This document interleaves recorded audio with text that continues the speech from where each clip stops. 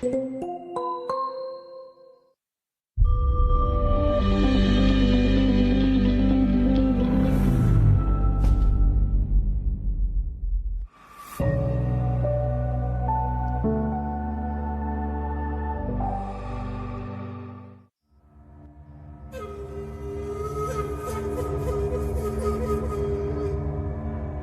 杰千年往事，渔樵一曲高歌。乌飞兔走急如梭，眨眼风经雨过。江南秋雨寒客，英雄铁马金戈。争名夺利又为何？必有收因结果。3个月前，号称江南第一标的四平镖局，一趟极为重要的镖，在商山坪遭了劫。赶月鞭、罗刹刀、牙枪、铁画银钩，都是黑道兵器谱上前10名的存在。出手的正是绿林中隐退多年的前辈高人商山4号。上一次奇迹亮相已经是多少年前的事了。镖在人在，护镖的镖头和镖师列阵护镖，可是一个照面就被4号重伤。就在这危急时刻，一个名不见经传的下等镖师终于拔剑出鞘。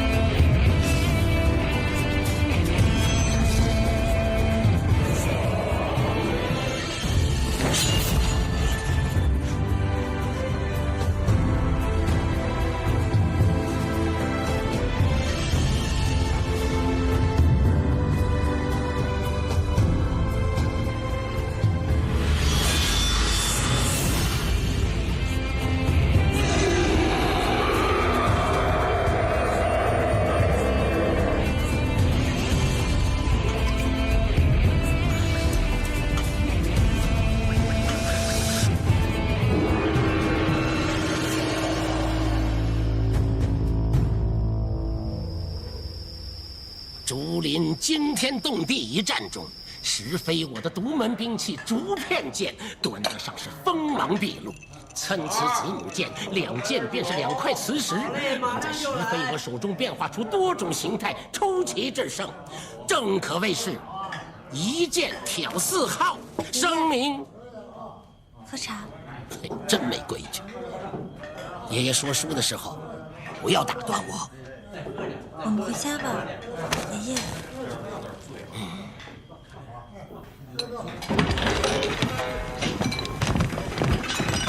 快快！爷爷，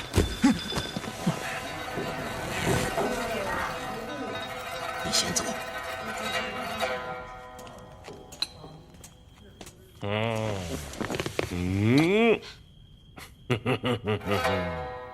真是好故事啊！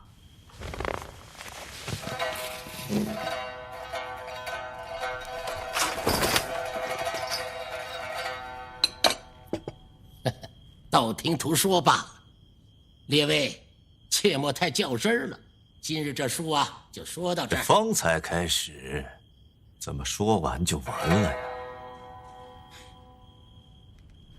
莫问江湖路，他乡烟雨深。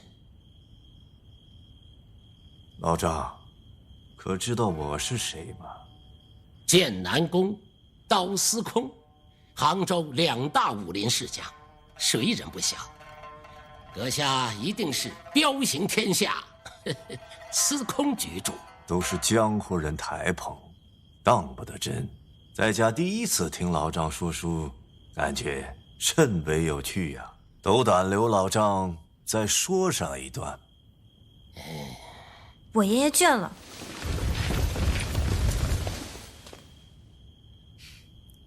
大叔说的没错，江湖人都口是心非。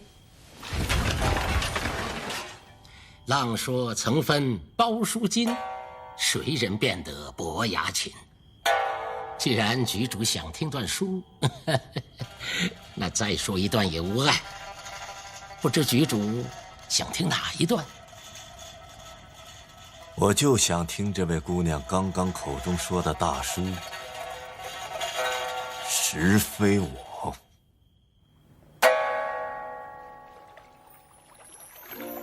第一次见到大叔是在西湖边。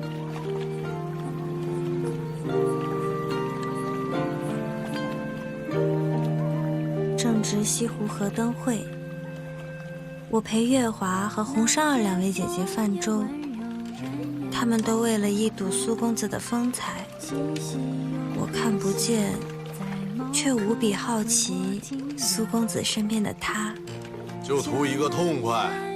大丈夫在世，就当如此。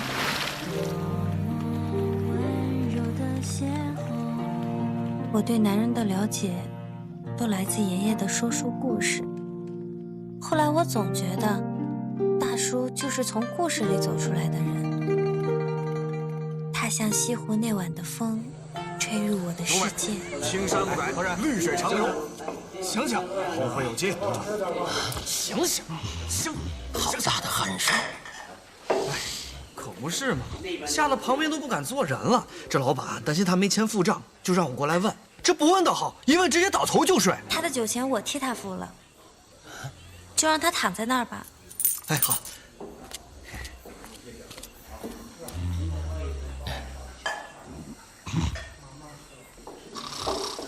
芊芊，你认识他？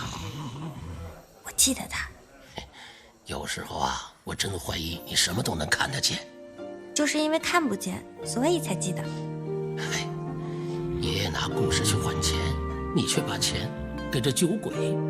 是你说的，酒鬼都是有故事的。爷爷说书的段子，都是武林传说和秘闻。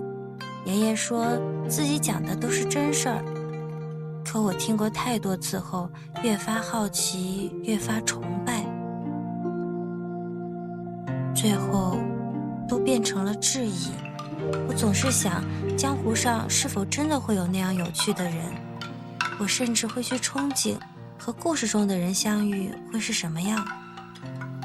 一个酒鬼也不错，别人都说他是一个没出息的酒鬼，可我知道大叔不一样。半年后，他果然成为了爷爷故事里的人，一剑挑4号，整个杭州城都在讨论他。丫头，是你帮咱家付的酒钱啊？大叔，以后酒钱自己付。咱家有那么老吗？大叔，你叫什么名字呀？实非我。好奇怪的名字。一个名字而已。你明天还来吗？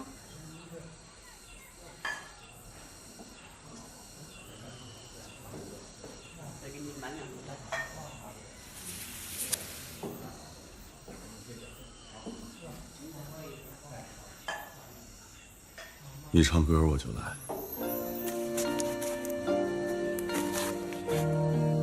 他到底是来喝酒，还是听我唱歌？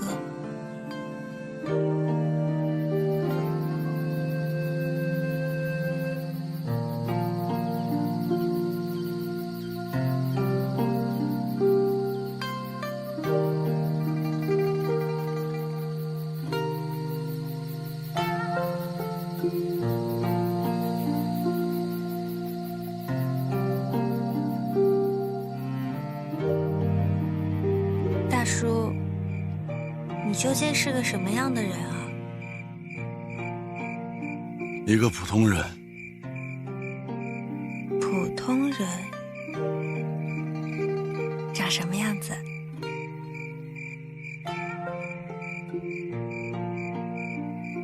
长的胡子。懒得刮。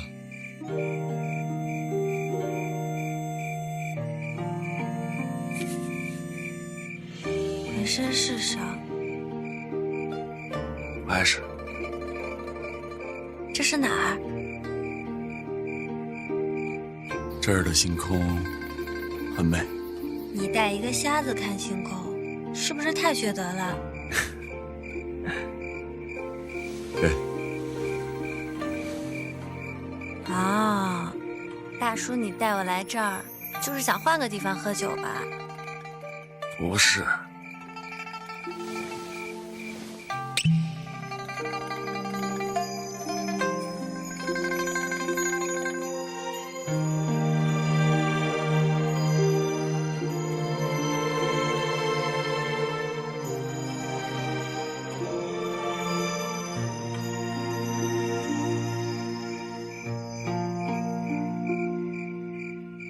这是什么？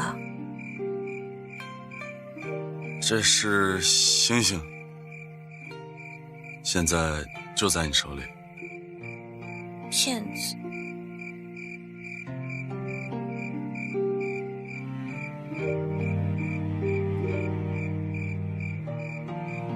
看不见，就总会想去看。你会看见的。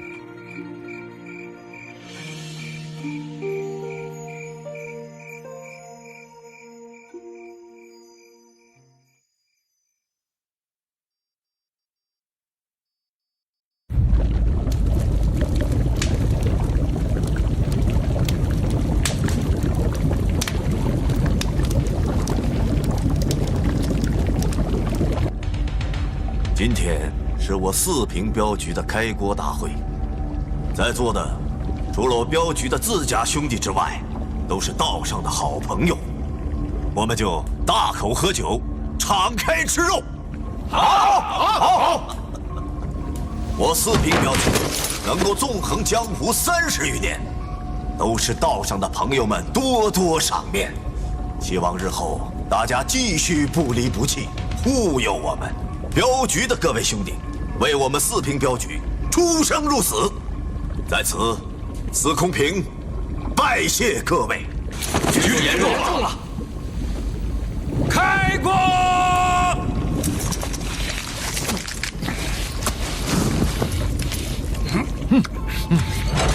行，保质。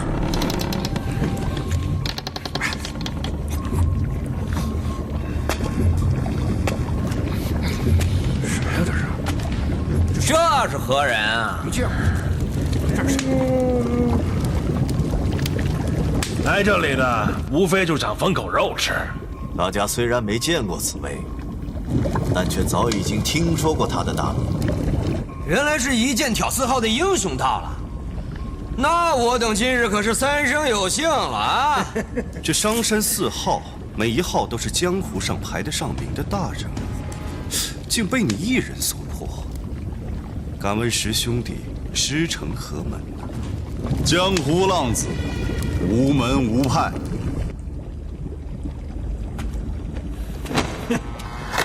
师兄弟，也想分骨头？可以吗？当然可以。我四平镖局的开国大会，意在能者吃肉，只要有本事，谁都可以吃。分肉可以，但总得讲个规矩。怕我跟你抢总镖头？总得说道说道。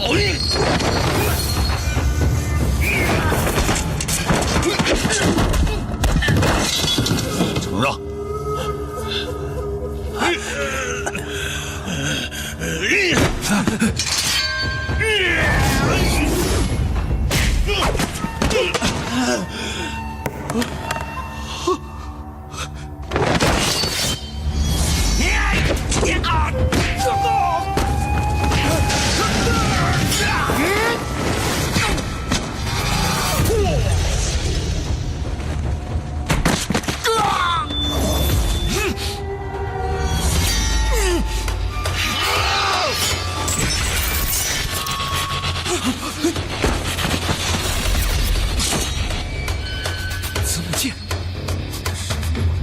奇怪啊！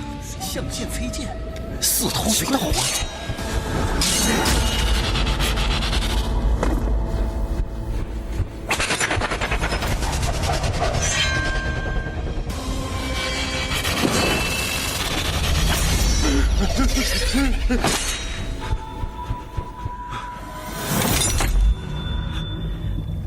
果然英雄了得。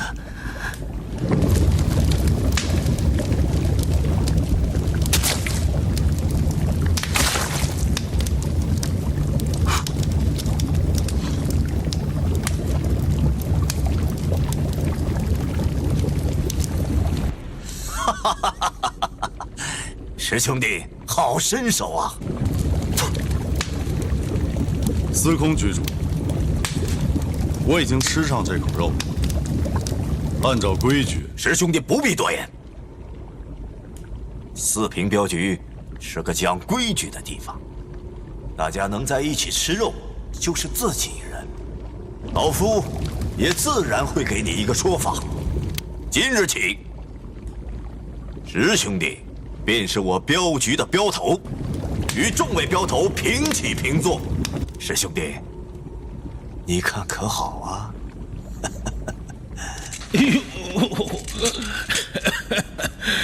承让，承让。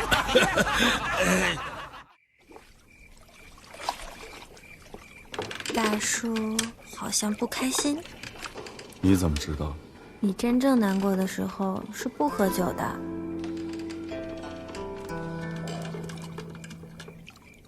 不知道从什么时候起，我也成为了自己最讨厌的人。讨厌的人？对，跟路边抢葡萄的野狗没什么区别。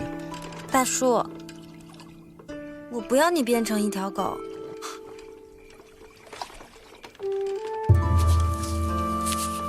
如果我不是你想象中那样的人，也不是你爷爷书中说的那样的人，你会嫌弃我吗？大叔，你蛮好的。那我带你和爷爷离开这里吧，我带你去治好眼睛，然后我们去看大海，去看雪山，去看大漠，找一个远离江湖的地方，明日就出发，可好？那一刻，我感觉自己能看见一样，天心的皓月，楼外呢喃的秋风，远处的点点灯火，身外的尘嚣俗躁，都一下子变得那么遥远。天下间仿佛只剩下了我和大叔。可是那天晚上，我终究没有勇气去回答大叔。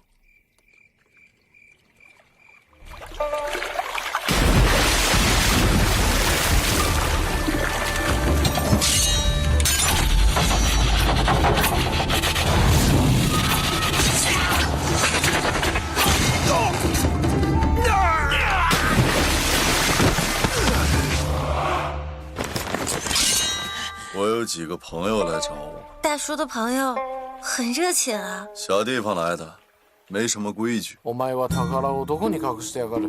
それはお前のものではない。死にたいのか？お前は誰だ？ふん。一斉にかかれ。お前は誰だ？一杯加えてみてえのか。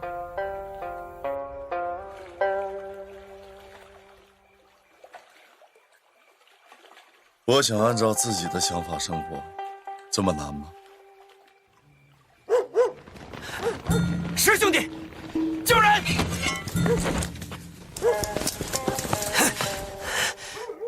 师兄弟，你没事吧？你怎么会惹上扶桑人？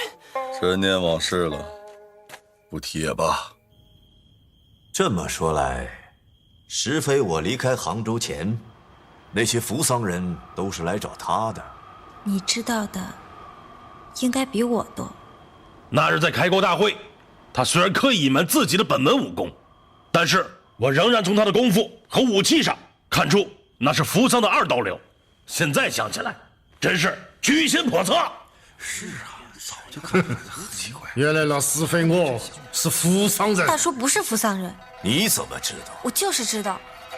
哎呀，咱们都是来听故事的，哪里管得了那么多呀？姑娘，难道你就不想知道他是谁吗？我也想知道，他到底是谁。1个月前，我四平镖局委托了一单镖，给石飞我押送。大家知道，这一单镖押送的是什么吗？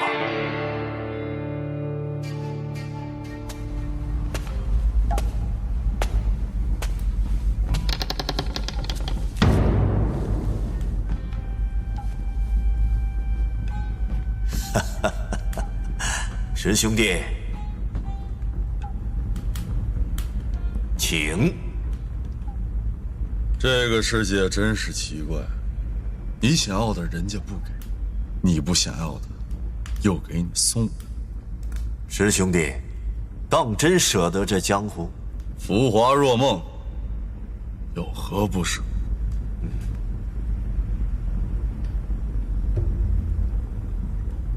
师兄弟，老夫知道你有一位红颜知己，叫浅浅，可惜是个瞎子。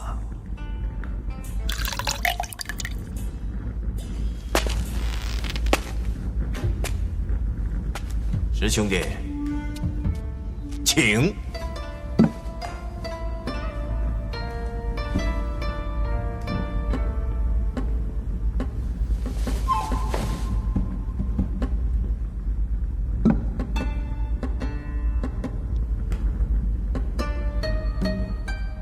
司空局主，此言何意啊？我有办法医好浅浅的眼睛。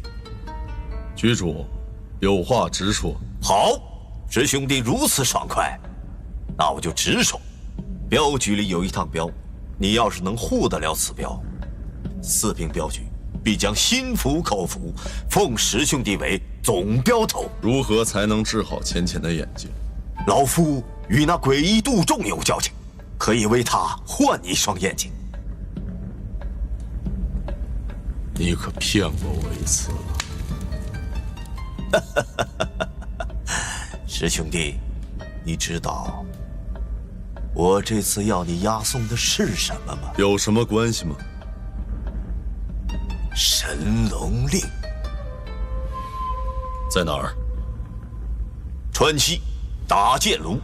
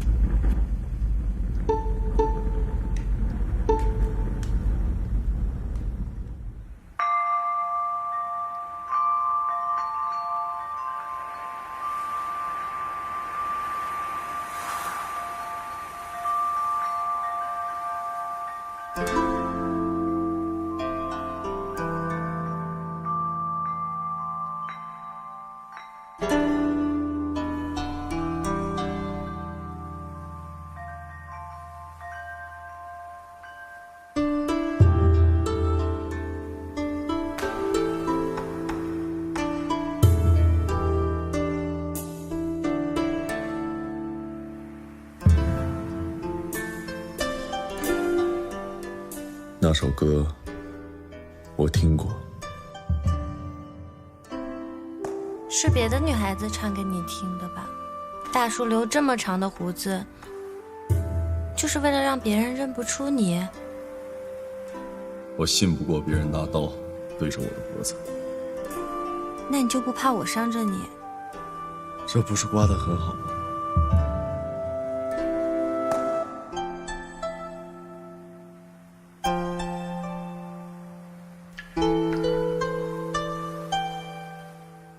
丫头，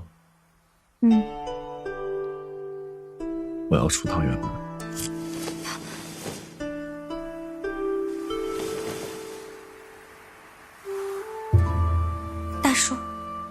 那晚说的话还算数吗？我以为你忘了。我现在回答你，可以吗？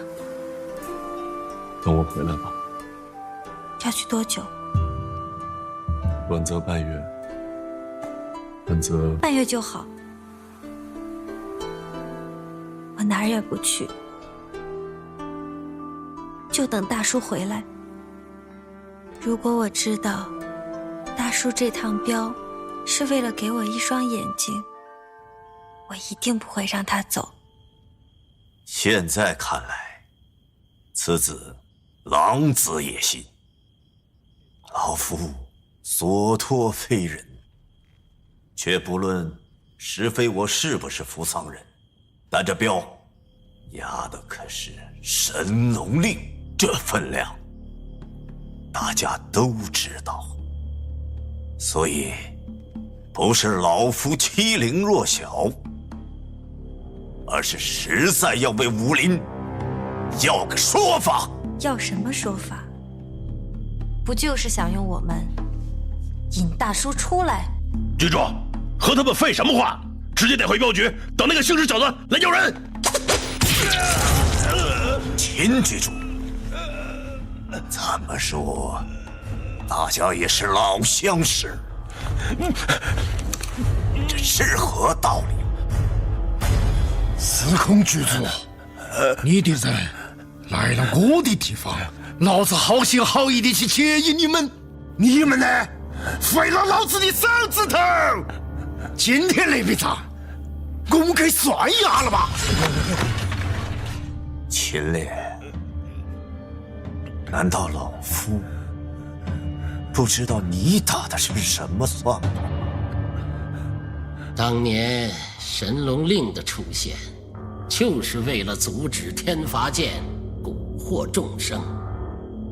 只可惜呀，神龙大侠早已仙游，这个江湖依旧还是那个江湖。200年前，一柄邪剑天罚出现，江湖上门派势力相互厮杀，一时掀起了血雨腥风。江湖上人人欲夺天罚剑，称霸武林，号令天下群雄。为了阻止这场武林浩劫，一个少年横空出世，夺下了这把天罚剑。他与天下群雄约在这峨眉金顶之上了结一切。那日佛光出现的同时，那个神秘的少年龙一终于出现。少年龙一以一对群雄，最后击败天下高手，阻止了这场武林浩劫。龙一最后拿出一块玄铁令牌，此令名曰神龙，与天下英雄约定，见此令，神龙门有求必应，专管这武林之中不平之风波。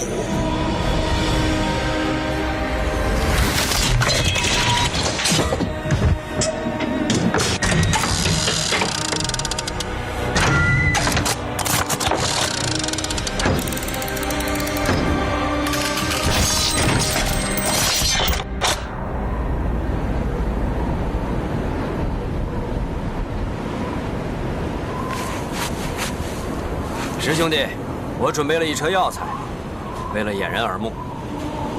这个东西带在身上不会安全的。那我们即刻返回，越快越好。原路返回？不，走最偏最绕的路。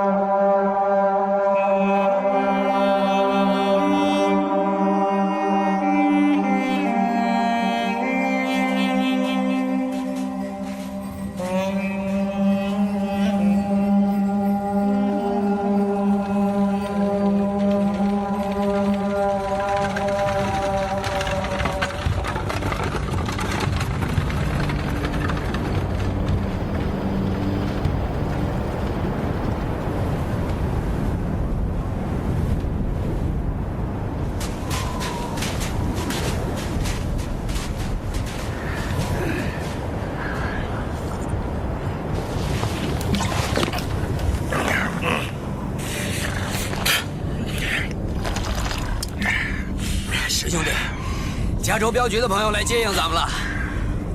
不是说了不要叫人吗？师兄弟，年标少没经验，也许不知道，出门在外靠的是朋友，镖局之间互相帮助，这是情谊，也是江湖规矩。如果不是朋友呢？镖局四海皆兄弟。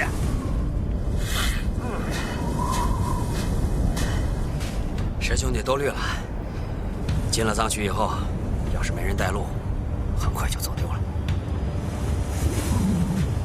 走，得字儿的久违了。啊，兄弟伙们，走车劳顿辛苦了，起！有劳了，跟上，起！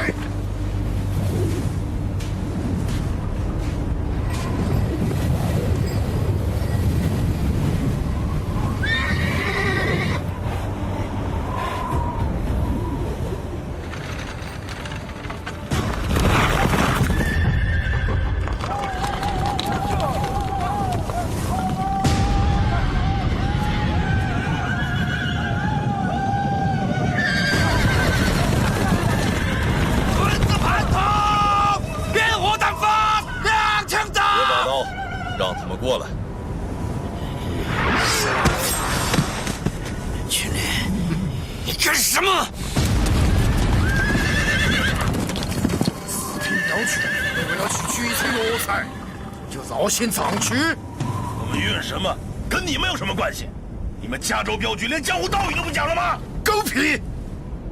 江湖道义，谁他娘的都不是莽子。今天。要不你们告诉我车里头装的是啥子？要不然一个都不要想走！经理，你糊涂！现在马匪来了，就算你捡了镖，货也到不了你手里。他们早就和马匪勾结好了。这位就是一剑挑4号的石飞我吧？此路同行不同心也就罢了，没想到江湖人心竟如此险恶。少废话！今天要不交出东西，要不然老子就跟你死老虎！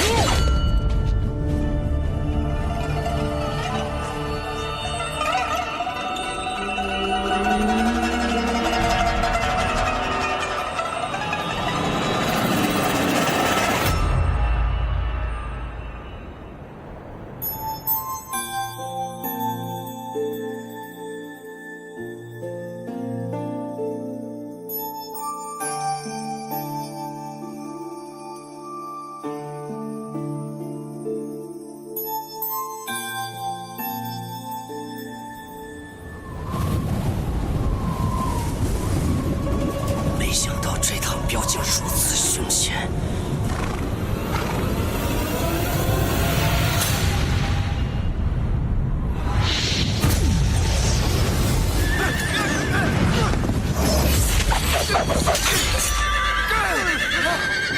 找死！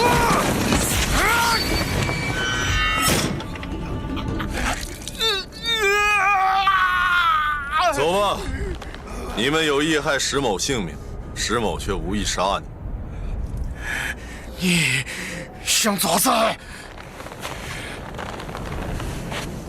此事细末，我不会和司空局主言语，一切就当未发生。江父再见，走！断子之仇，老子还没有找你算账呢。今天你他娘的要把劫镖的死盆子扣在老子的头上！逮到石飞我，自然见分晓。用不着，来嘛，我们手底下见真章！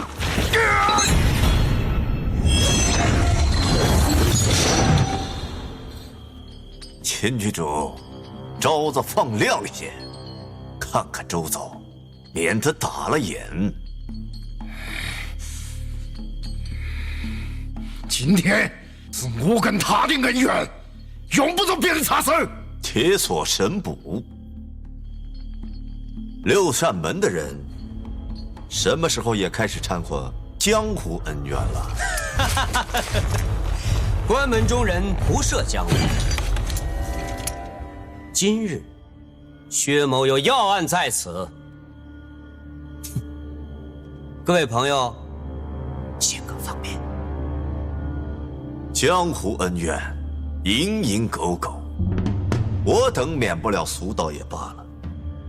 没想到六扇门的捕头在的同时，七杀山庄的庄主百里无赦也露面了。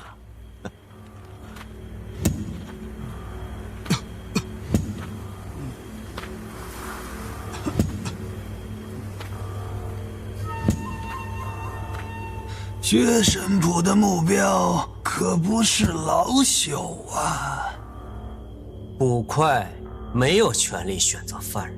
我一人不代表任何人，只是一个送黑发人的白发人。百里庄主，久违了，别轻举妄动。杀人偿命，原来沙少爷懂这个道理啊！司空局主，杀我儿子的人在哪里？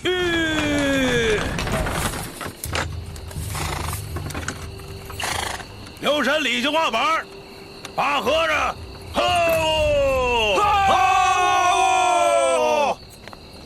什么？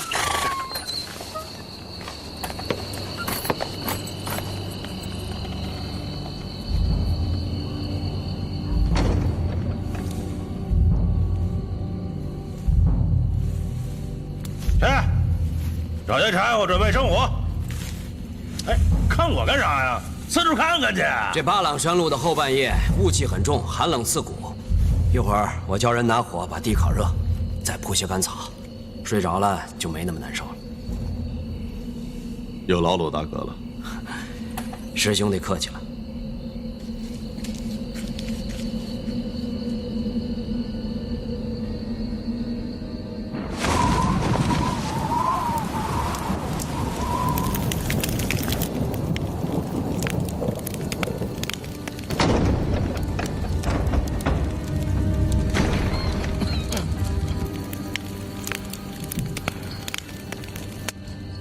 此处已经有人了。八方风雨的路人，最难躲的是这巴蜀夜雨。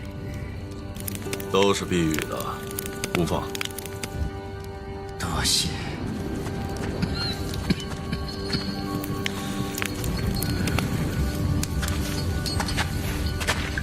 请问兄长，因何带着刀剑，做什么生意？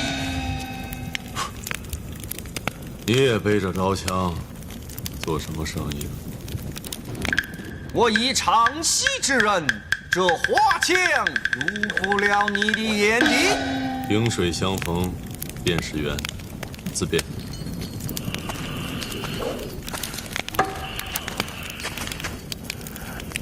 坐。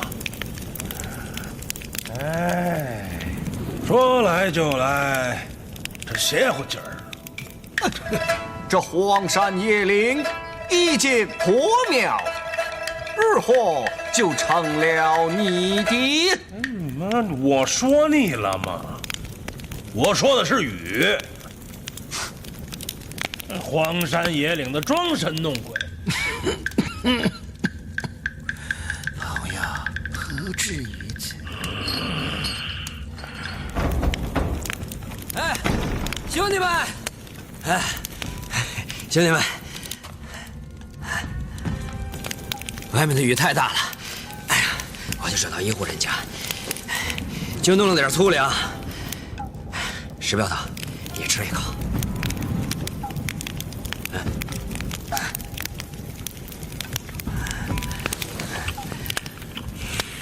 啊，我这儿还有一壶苞米酒，虽然酒也不好，但是吃点能御寒呢。石镖头，来，喝一口。放着大路不走，偏要走这偏远小路，活受罪。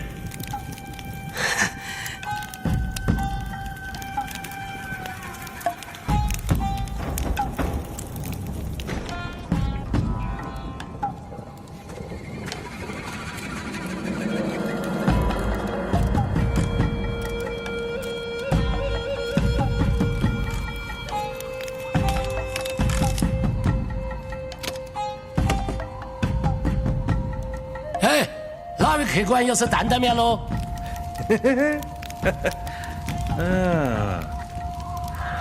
老头儿，别来素面啊，有点肉馅儿，清汤挂水可没法吃。要得，你等着哈，马上就来。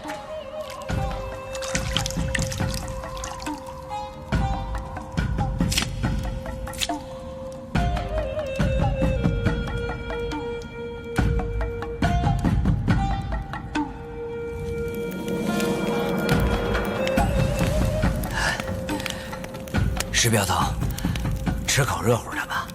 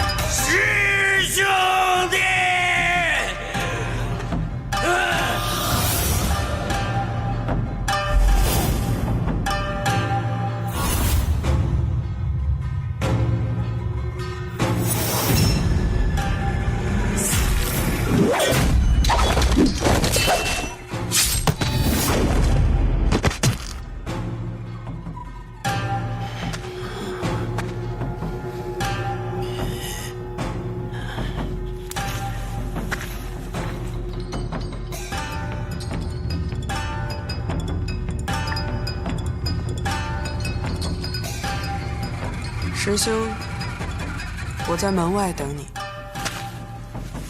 やっと見つけたぜ。長い時間をかけてお前を探してんだ。もう逃すねや。想杀老子的人多了，就你们，一起上吧。全部殺せ！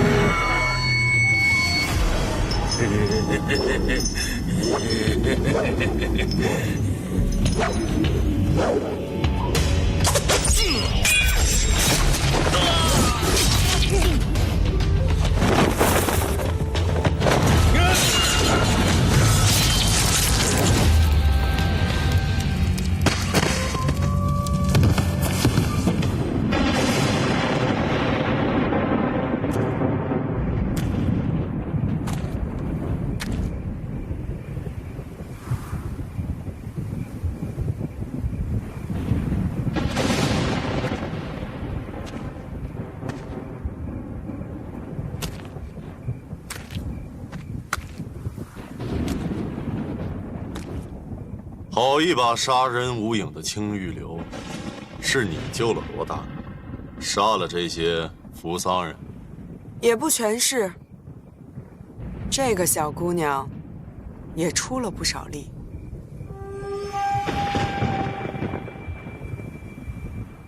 苏兄专程从杭州来找石某喝酒啊？我这个人从来不爱占朋友便宜。刚刚你解决那帮扶桑人，费了不少力气，我也出些力，帮你解决些问题。一会儿我要杀你，也算公平。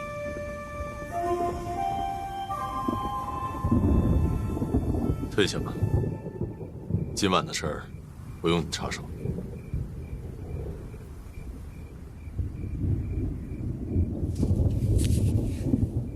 走吧，听话。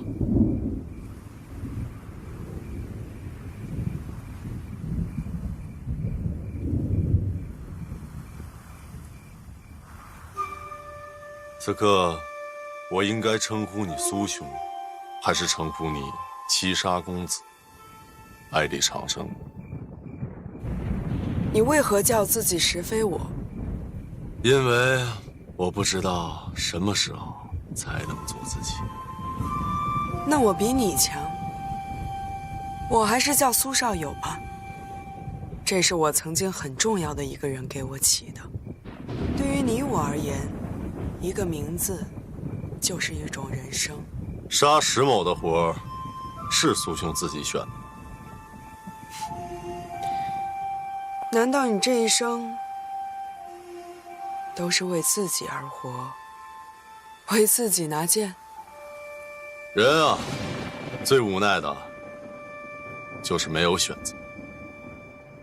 但这一次，我答应了一个人，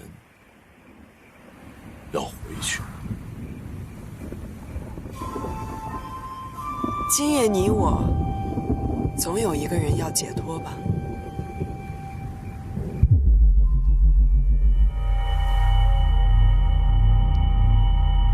拿起你的剑吧，千万不要手下留情，这样我会很不开心。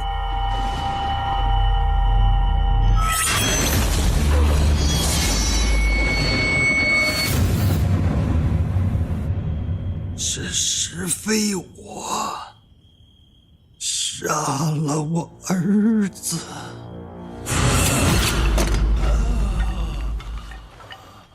我和镖局的人，和在场的所有人都亲眼所见，是石非我的剑刺穿了七杀公子的胸口。天不佑我儿长生，奈何？百里庄主，节哀呀！今日我要的是实非我的命，旁人无关的都走吧。百里庄主，你未免也太霸道一些了吧？哪个晓得你是不是明道为你儿子报仇，实际上是为了得到你神龙令？百里庄主手下留情。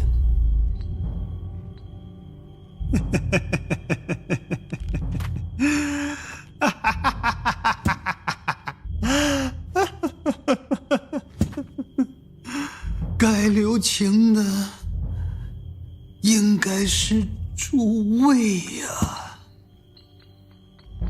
神龙令也换不回我儿子的命啊！请诸位不要质疑一个父亲的心。听说你能等来石非我？老先生，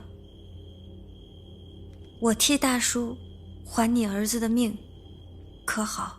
不着急，不着急。今夜他不来，我就只好杀了你。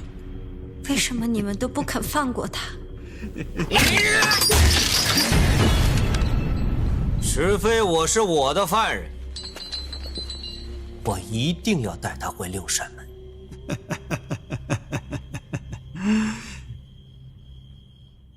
你管得了吗？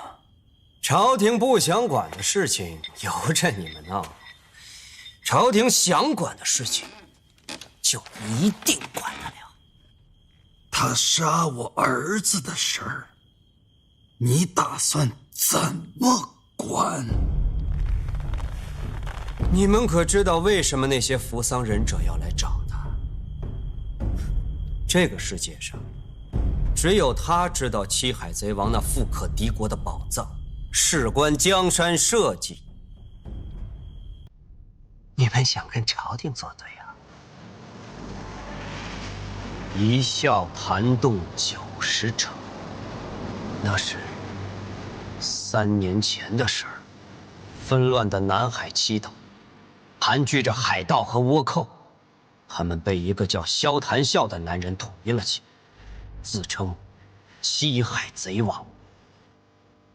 这七海的财富被萧谈笑搜刮囤积成了惊世的宝藏，朝廷自然无法坐视这股海盗的猖獗，参与了那场海战。在神龙大侠龙八的带领下，官军武林人士对贼寇们进行了清剿，一场惨烈无比的战役。从正午持续到了日落，死伤无数。七海贼寇从此灰飞烟灭，一代枭雄萧谈笑也被龙八诛杀。可是传说中的七海宝藏却无人知晓。七海贼王虽死，可宝藏的秘密却被这个石非我带走。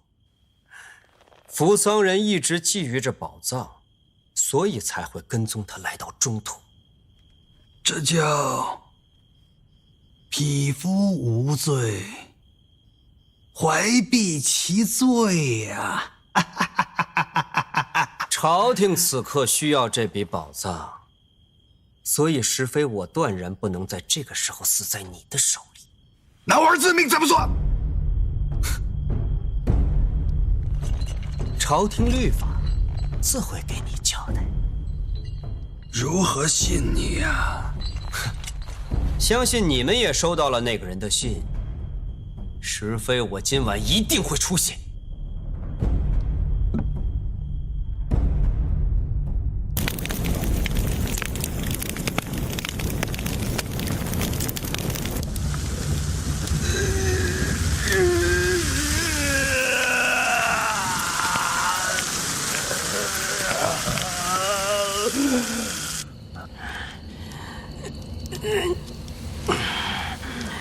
今日若是没有师兄弟，你我二人可就真交代了。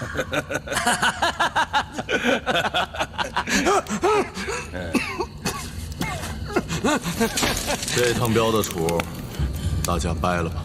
师兄弟，你这是何意？这趟镖太凶险了，再走下去，我们都会死。但我非去不可。你不会是想一个人拿着镖跑了吧？翟镖头，石某下次再难护你们周全了。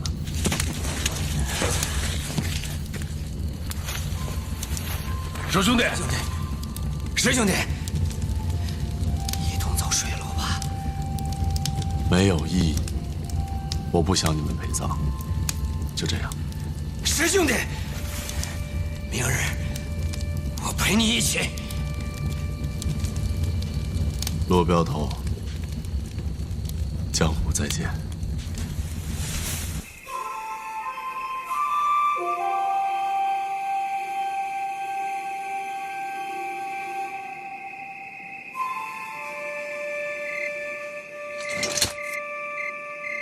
名将何须作陈念？长生不必天甲年。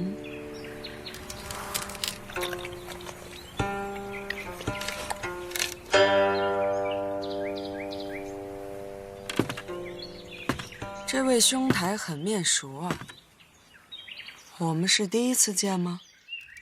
不重要，有酒吗？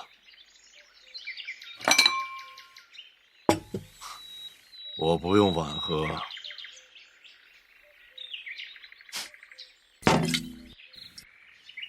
管够。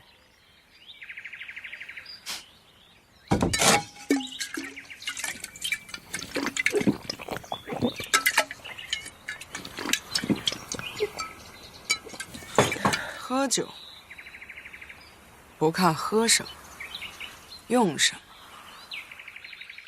重要的是为什么喝，和什么人喝。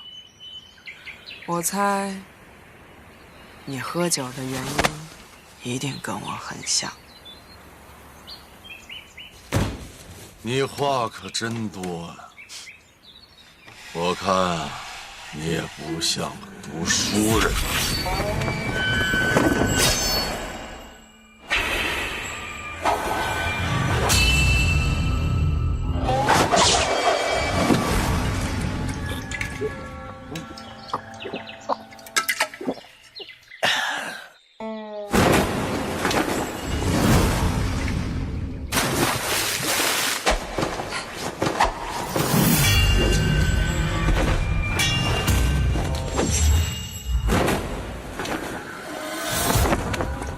我叫苏少勇，你叫什么？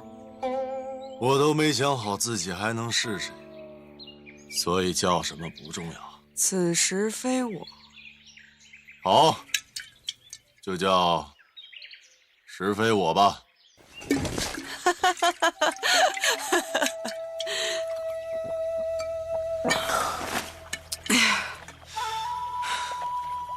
我一直以为酒品就是人品，剑法就是性格和阅历。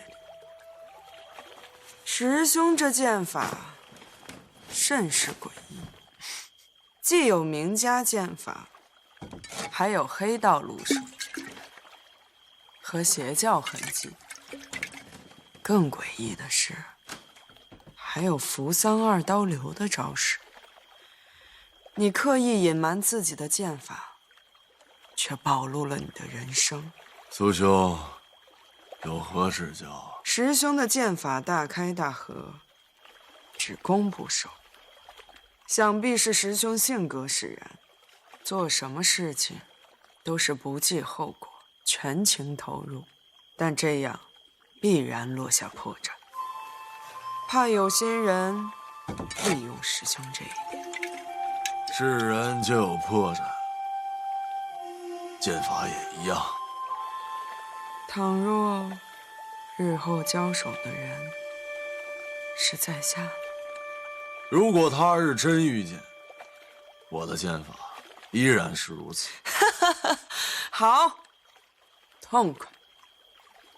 大丈夫在世，就当如此。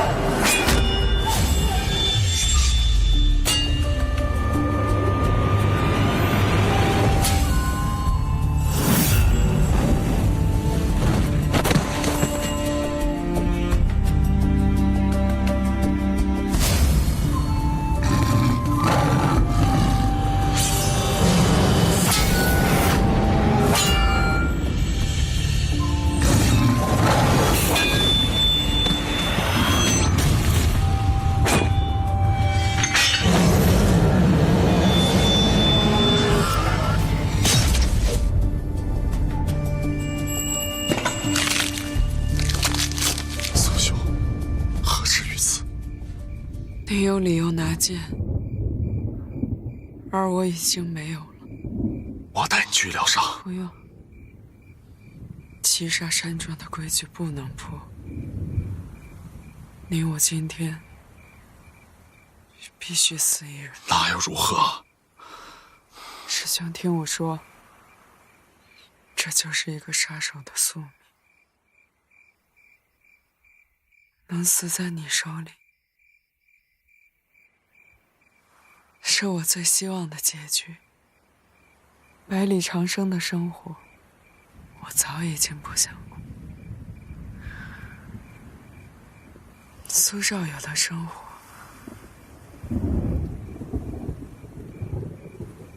我也无法选择。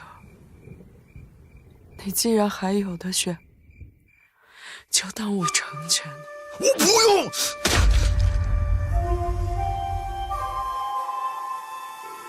这趟镖不能走，你的身份已经暴露，放马滩已经来了太多人。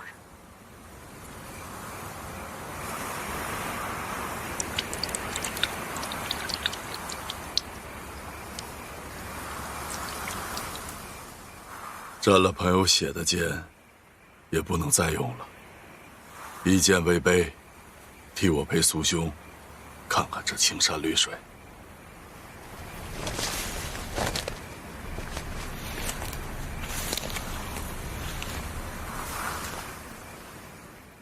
得失不过2分意，去留至随1寸远。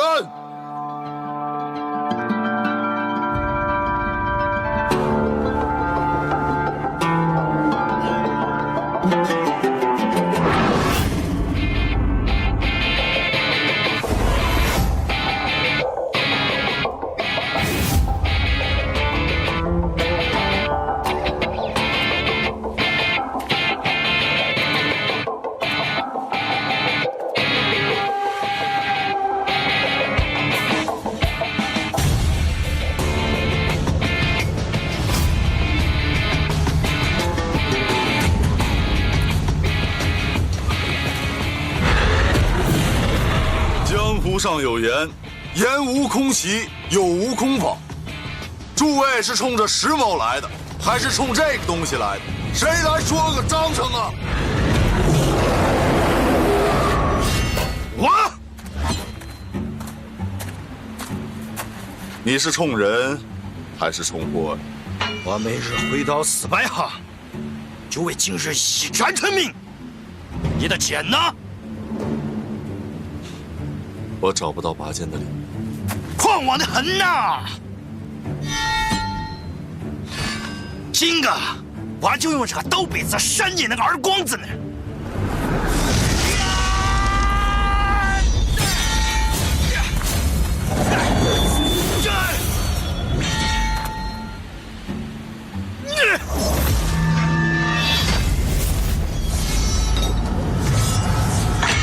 还给你。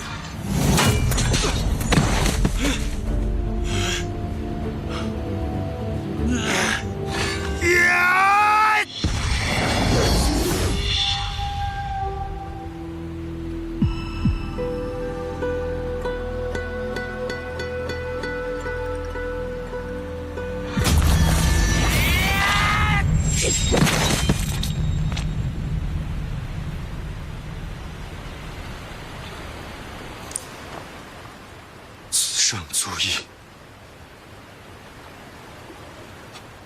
我败了。你可知道，今日此剑拔出，就在那收获？知道。兵器就是想让主人拔剑。为什么非要逼我？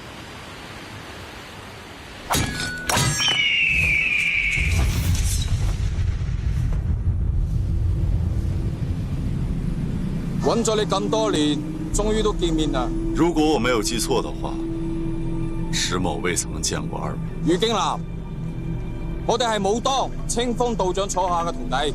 今日我哋就嚟清算一下10年嘅恩怨。閣下不敢拔出這劍，是不想以真名見人吧？我以為我是誰只是我自己的事兒，沒想到對你們也那麼重要。獲罪於命，天罰也。相傳，這把200年前引起血雨腥風的天罰劍，被龍一帶到鑄劍峰頂，封印在藏劍石中。100年藏劍，劍氣有靈。沉睡的天罰，化出一女嬰，被鑄劍山莊收養。此女寡情少言，取名冰姬。见有灵，会则主。老夫有幸参与了6年前的明剑大会，那天的铸剑锋石破天惊，天罚重现人间，所有人为了这柄邪剑打得不可开交，却不想天罚剑被一个叫于金兰的白衣少年拔出。领天罚者，罚人罚己。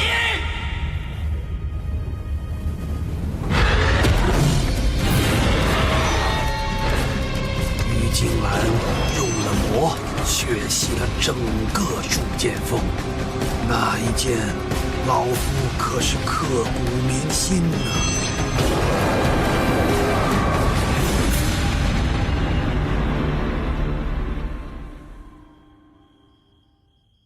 莫非那个死肥我就是天罚剑主于金兰？说起来，这小子倒也算个人物，因为这天罚剑被江湖各派追杀，直到武当派掌门清风道人出面，与于金兰约在长安的一笑阁比试取剑。这清风道人乃是武林的泰山北斗，他担心于金兰这小子年少气盛，死在这复杂的江湖争斗中，于是他提出了与他比试。哪知这小子不识好人心，在比试前的酒中下入了化功散。可江湖上的事儿就是这样，就算明白也必须不明白。也罢，无非就是想替清风老道拿回面子，何须这般虚的？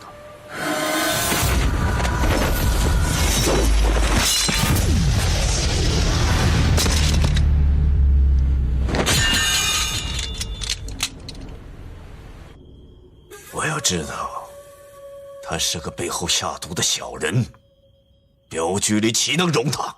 你我在江湖漂泊多年，见过更毒的东西。百里庄主，此言何意呀？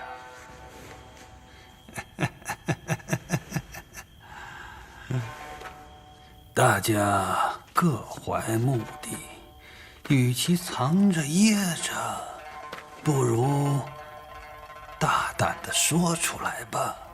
什么意思啊？老夫要的是神龙令，百里庄主想要的是天罚剑，秦局主想要的是石飞我的手指，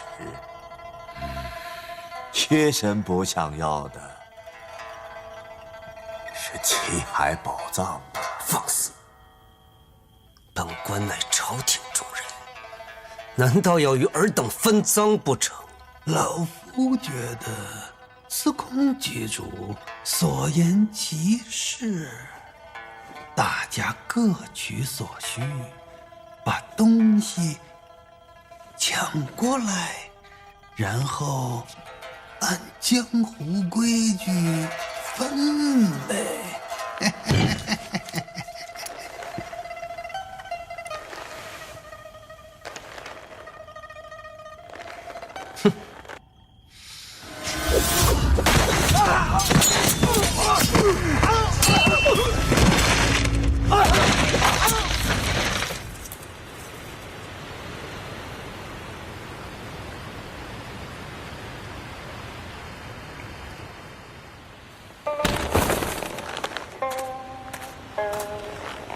你是谁？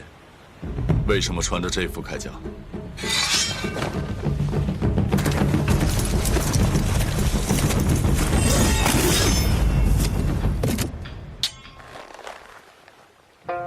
少佐，俺ですよ。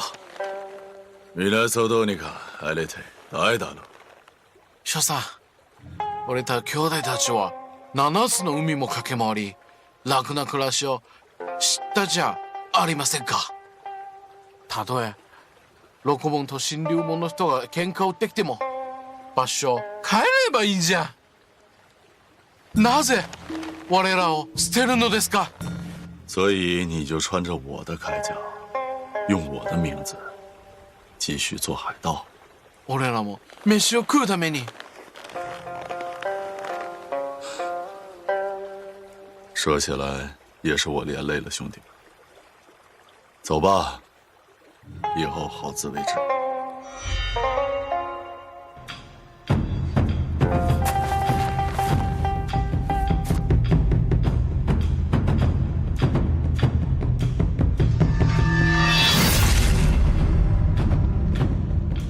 華麗ないざこう交わりをやめてようたた夜通りと明日でわらここに貸して何かを求めとする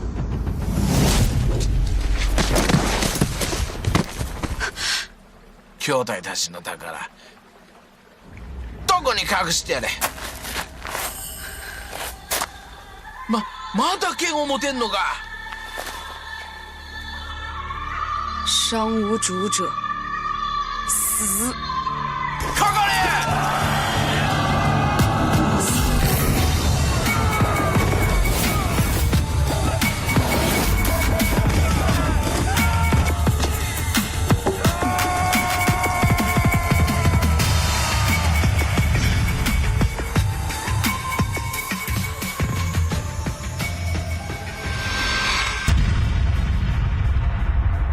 从你拔剑那一刻起，所有事似乎已经有个定数。原来我只知道剑灵应该有一个主人，冰姬只想跟在你身后。后来你说我不懂这尘世，冰姬以为主人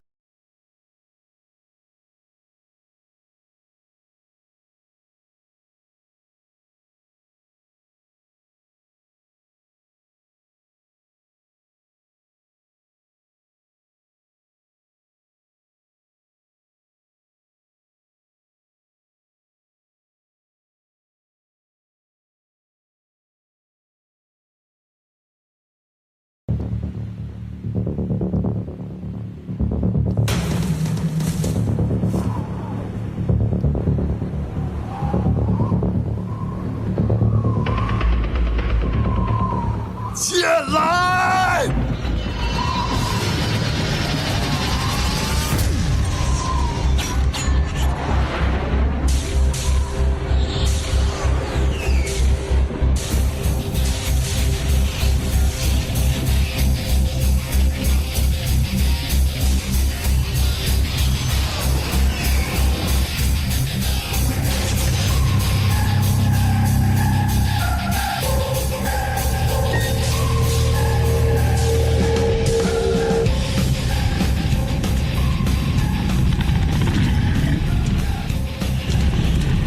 我罪于命，此时非我，听天发者，华人发起。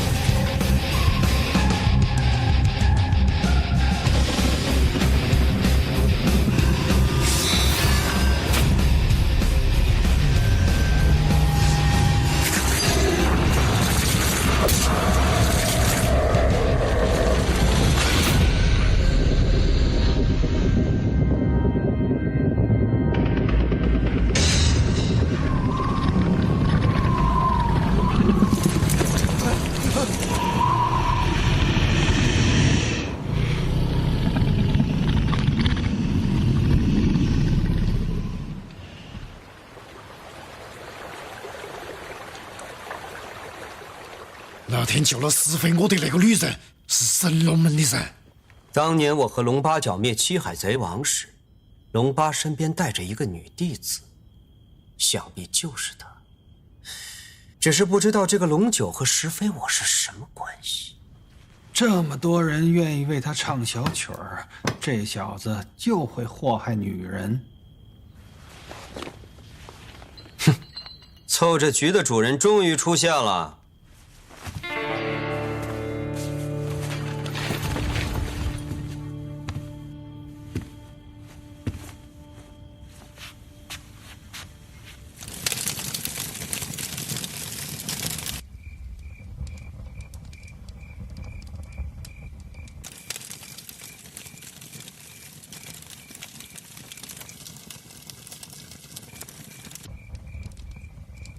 在沙漠时，我已经用琴声提醒你不要再走下去了。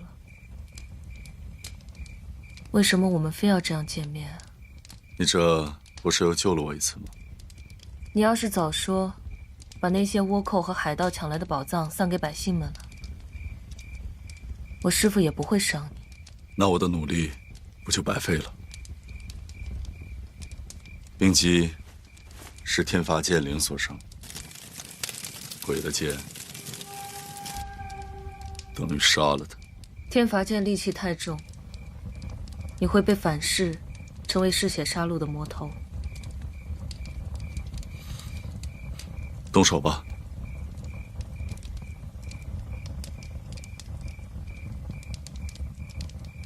我带天罚剑回山中，不再出事，绝不伤他分毫。我已经抛弃过他一次了。你带着他，江湖不会放过你们。非要见毁人亡吗？好，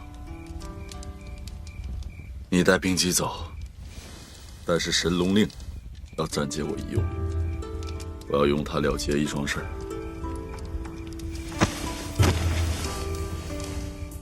你一定要这么坚持吗？对啊。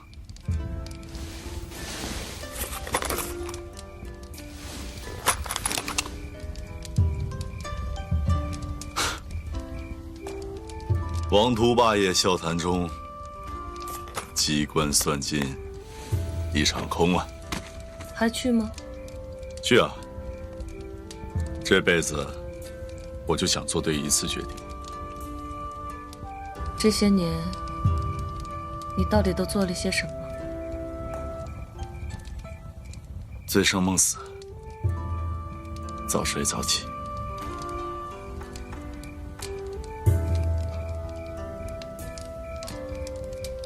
此刻，你到底是花错，还是石非我？此刻，你是苏软儿，还是龙九？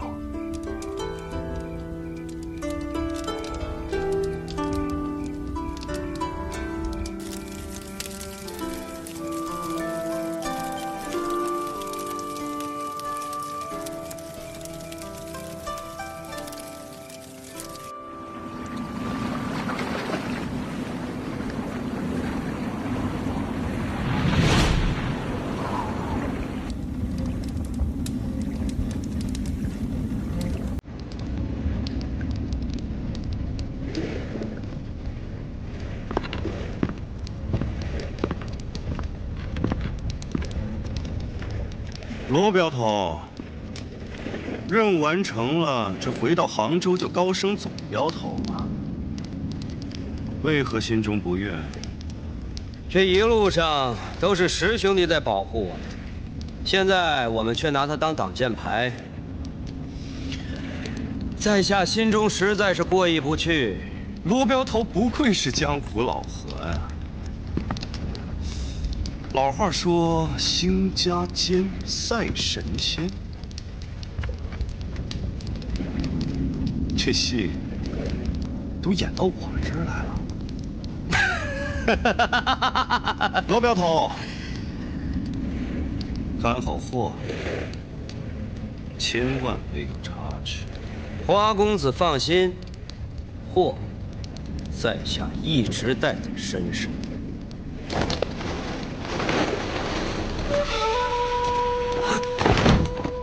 我真是太大意了，原来真正的货物就在罗大哥生日，我一直不明白，为什么你每夜都合衣而睡。没想到司空局主居然请出了花大少，在这玩螳螂捕蝉。这镖只要到了司空局主手上，谁送都一样。这趟镖不同。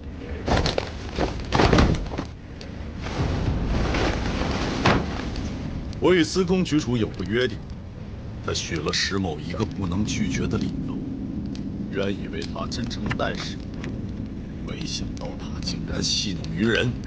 大丈夫可以让人爱，让人恨，但不能让人骗，让人怜。石大侠，说起骗，也是你先骗四平镖局的。当初你找来商山4号来劫镖，配合你演了一出监守自盗的好戏。你真以为天下人就这么好欺？是你告诉司空平的，你和司空老儿一起耍我。师兄弟，你消消气，这趟镖谁走还不都是一样？你们也许不知道我与这位花大少的渊源吧？今日这事儿，善良。我看你本来也不想善良，明明知道放马滩那么多人等你却一定要去得罪全天下人。这全天下人能放过我们花家？这些年你又何尝放过我？当年你在酒里放华公子，害我被武当派的人追杀，也是你干的吧？你在长安城沦为丧家之犬，最后不也逃回花家避难吗？父亲原谅了你的年少，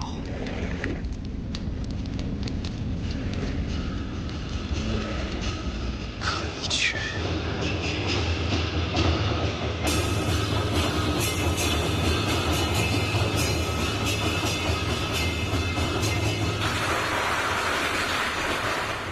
你跟你母亲一样，不知长幼，尊卑。摘镖头！别喊了，全被我解决了。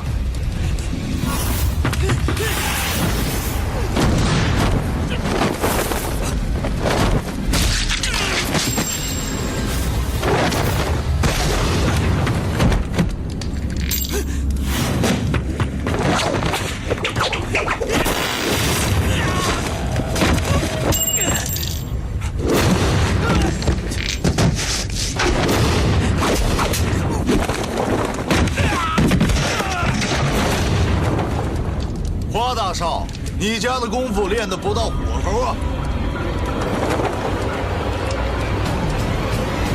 神非我是你们花家的吧？不错，是我们花家二少爷花错。那他惹的事儿，你们花家都得管吧？司空局主此言差矣。此子早就在7年前判出我花家。花大少，四平镖局的人说你是最后一个见过石飞我的人。本来大家应该到花府要人，你却要大家来这湖畔居，说今晚会交出石飞我。此言当真？一会儿自然给你们个交代。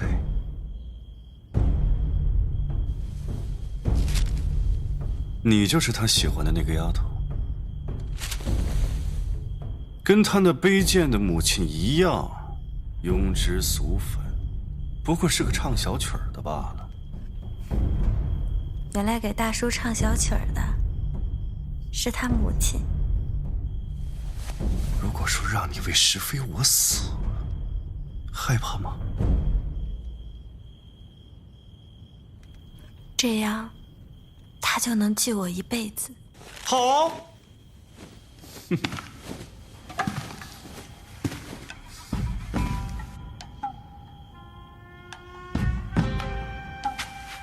杀死你，石飞我才能安心回花家。花公子，你什么意思啊？今天见不到石飞我，你们花家可是要有大麻烦的。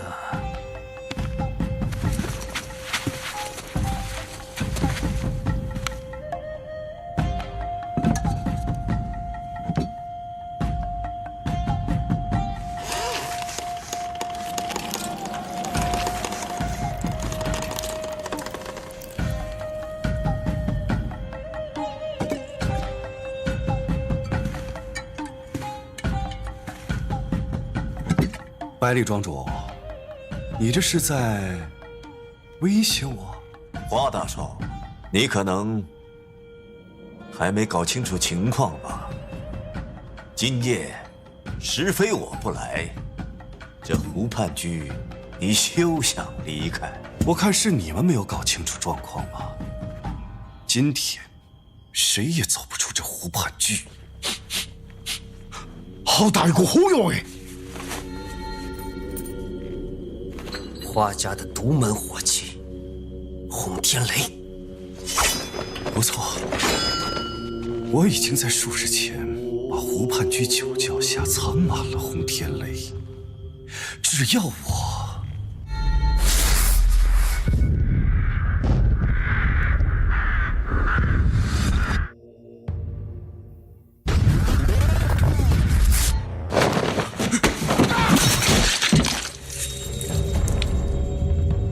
别费劲了，逃不出去的。居然用无残刀死封了门窗。我花家最有名的并不是武学，火器和机关术才是一绝。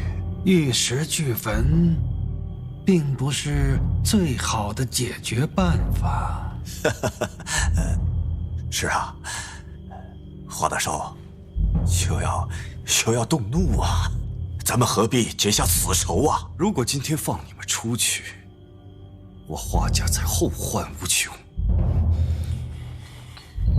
有什么条件，你可以说出来。如果今天我和你们死在这儿，那威胁我花家最大的一股力量就没有了。而我花家有石非我在，你们谁奈何得了我花家？这笔买卖我怎么算都比较合适嘛。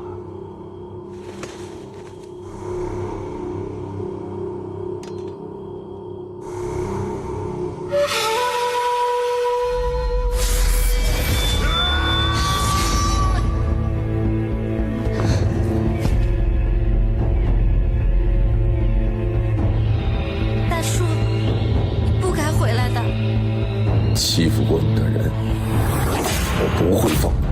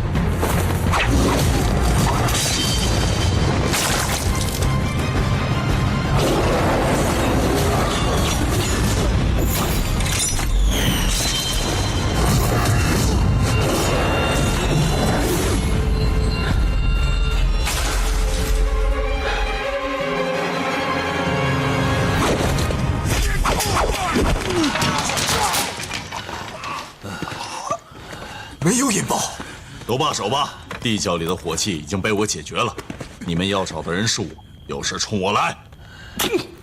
糊涂！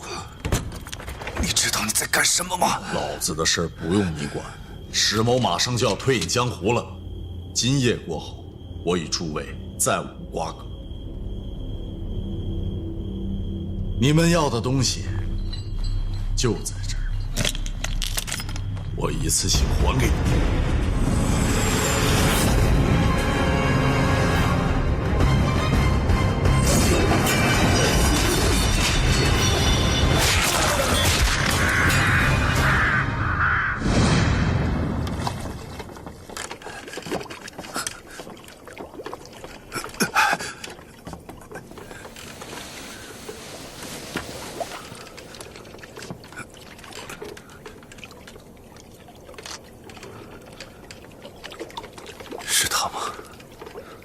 不是，他是龙九。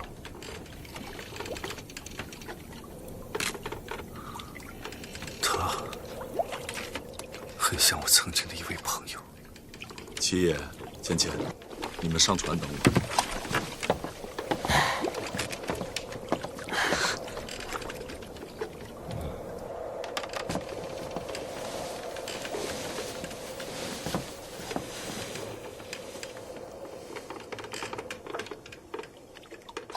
今日会晤，恩怨搁置，是非不论。石某从此退隐江湖，你我再无瓜葛，就此别过。你真的要走？庄主是你的，回去吧。刺客庄主还是你的父亲？我无法选择什么样的出身，难道连什么样的生活也无法选择？选择？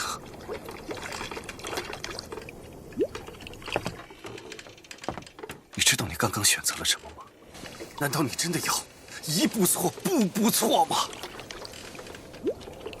你能为华家死，芊芊为了什么？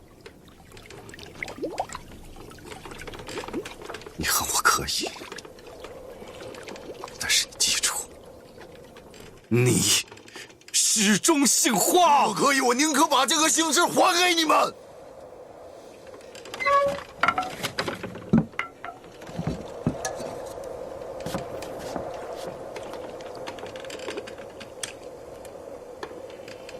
你就是苏冉儿姐姐。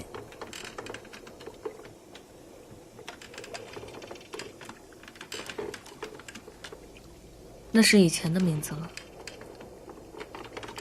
以前的大叔是什么样子？我不记得了。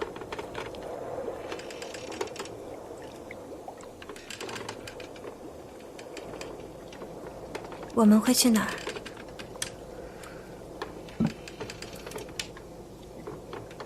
按照我和石飞我的约定，我们会去诡异杜仲那，让他给你一双眼睛。那他会跟我们一起去吗？我已经说过我要退出江湖了，我也不想再和你争论什么。你是华家未来的庄主，你就有责任去承担这些错误。以后不要再来打扰我。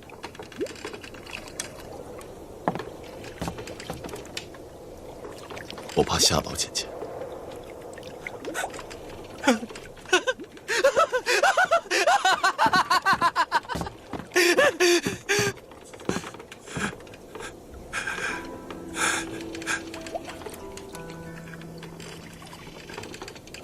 你还算不算是个男人？你还算不算是我华家的子弟？你的修仙男，你的英雄气概呢？就因为一个低三下四的女人！你再侮辱芊芊半个字，我不会放过你。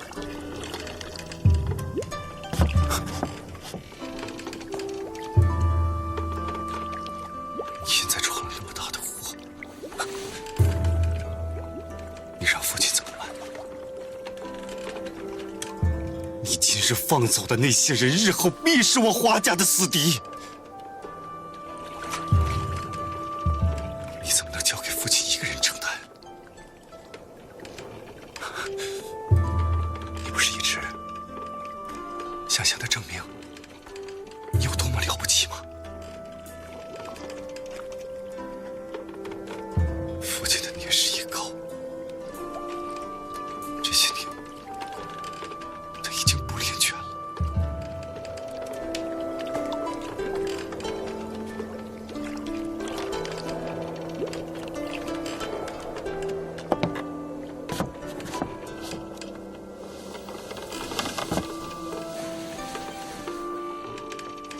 大叔，你来了。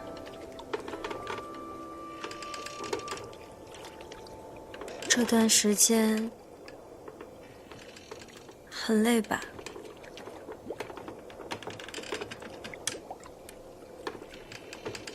要是太累了，你就不要说话。其实你不知道，浅浅是能看见的。我能看见那晚西湖吹过的风，也能看见你在我掌心放过的星河。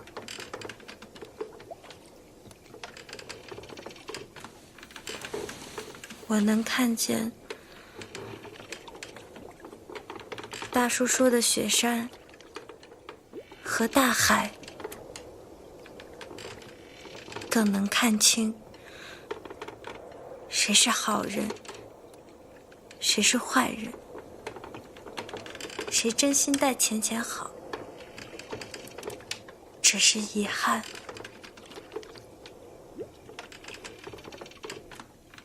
明明靠得那么近，我却看不见你的脸。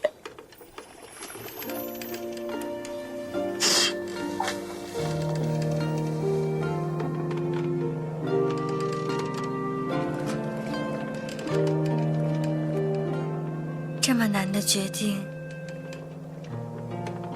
就让浅浅替大叔做吧。你回家去吧，有爷爷在，我很好的，你不用担心我，我以后一定会自己照顾好自己的。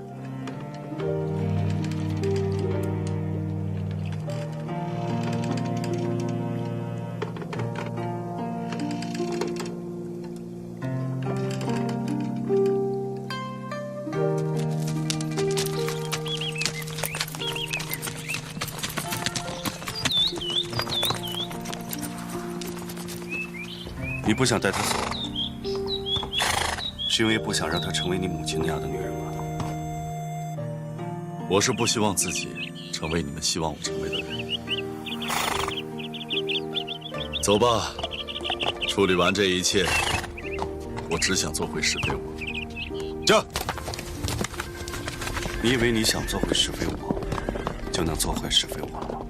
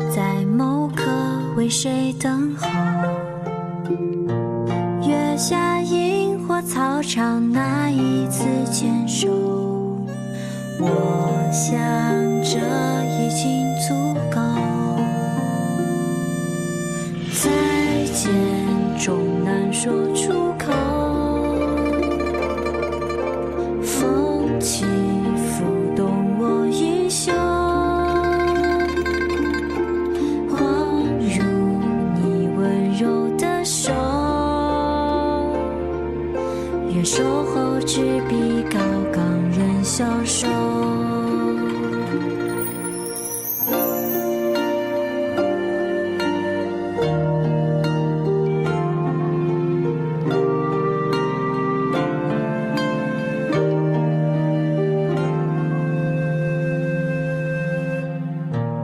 那夜风也温柔，人也黄昏后，今夕又何夕，在某刻为我停留。江南烟雨垂柳，那一次回眸，多么温柔的邂逅。那夜月色微羞，还在黎明后，今夕又何夕，在某刻为谁等候。月下萤火操场，那一次牵手，我想这已经足够。再见终难说出口，风起拂动我衣袖，恍如你温柔的手，愿守候执笔高冈任消瘦。